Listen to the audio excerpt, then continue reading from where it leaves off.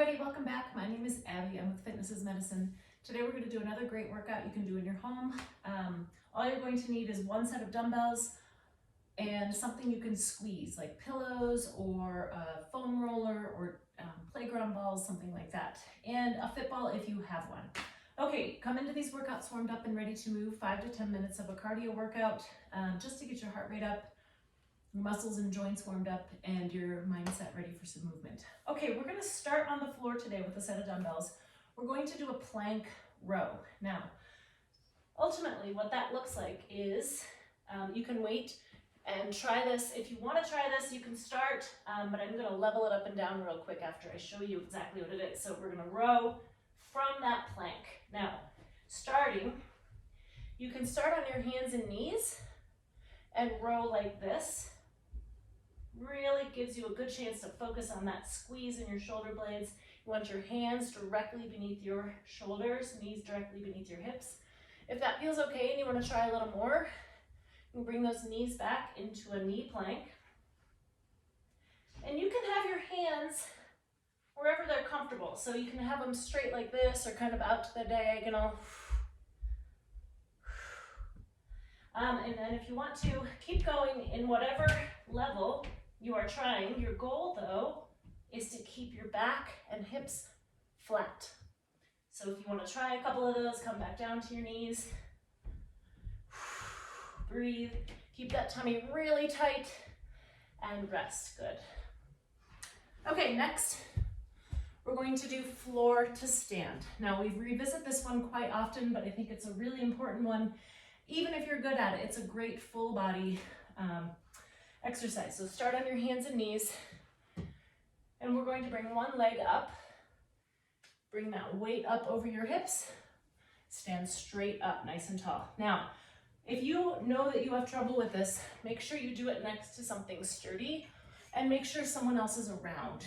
Okay, we're gonna alternate back and forth.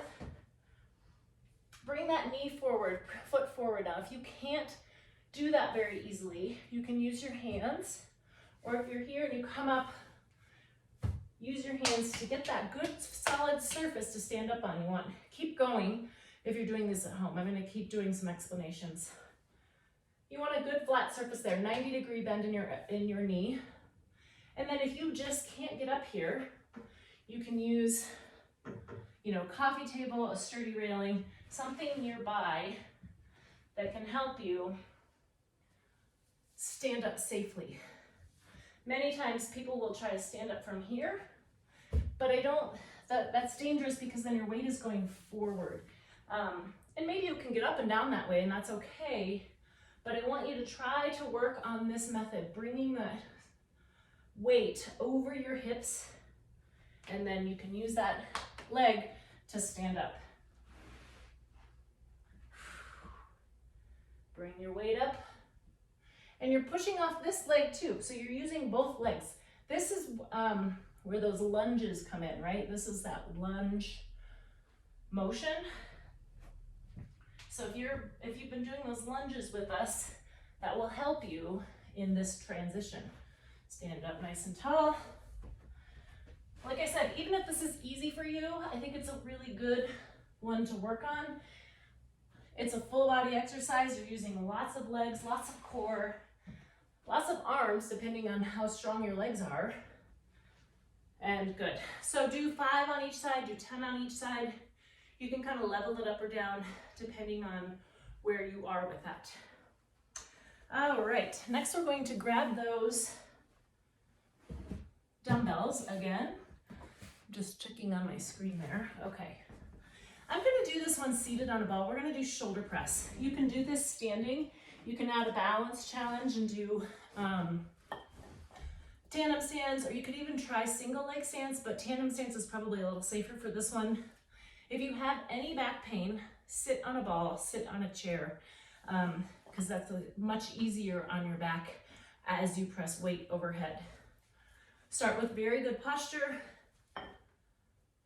squeeze those abs, and then we're gonna take those weights and press them straight overhead. You may want a little bit lighter weight than you used for those rows, or you might have the perfect weight already. You can decide after 2 or 3 of these. breathing.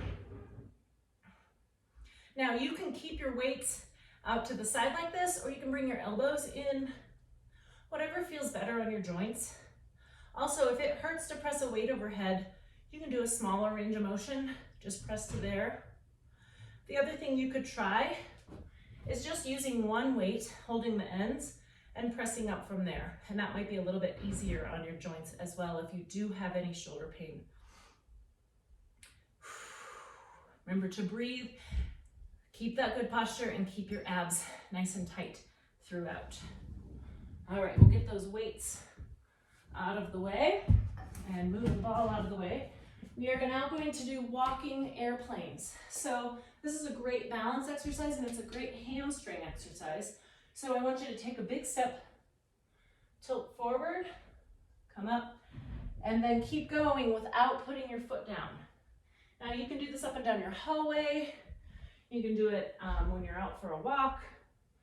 Maybe back and forth across your kitchen counter so you've got something to hang on to. Now notice I'm tipping forward at the hips. None of this, not bending my back. Now if you need to, you can watch yourself in a mirror, maybe a bathroom mirror, to make sure that you're doing this with good form and what that looks like. Go back and forth. If you're just doing it in your room like I am, I'm just going back and forth a few times. Try to get to maybe 10 on each side. You can make that a smaller range of motion.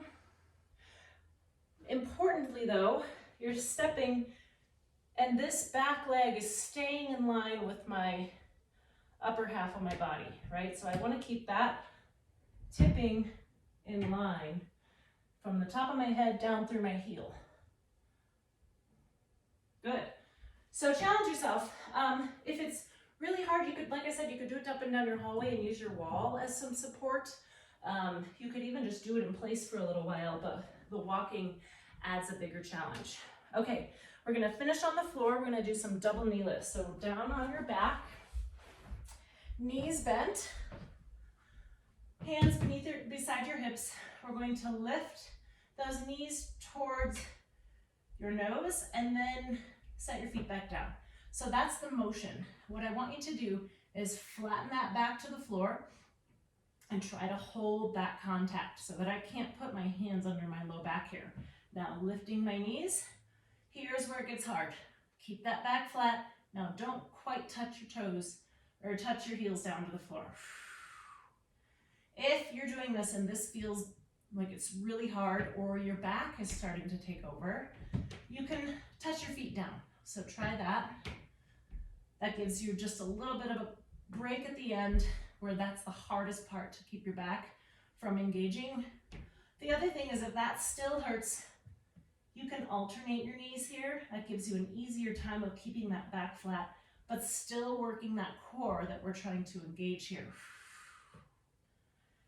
If you are able to do the double knee lifts and you would like a little bit more challenge, you can start to straighten out those knees, but that longer lever requires a lot more strength and it can be harder on your back. So you can play with it at home. If you're able to do 10, just like that, that's fantastic. Keeping that back. If you need to stop and reset partway through, that's okay. All right, good. So try to do 10 of those.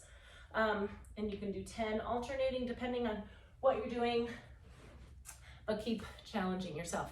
Okay, let me know if you have any questions. We can always alter exercises to make them work for you and go through these 1 or 2 more times, maybe add a little cardio in between to increase the intensity of your workout, and always follow with the cool down and stretching. All right, we'll see you next time. Thank you, everybody. Have a great workout.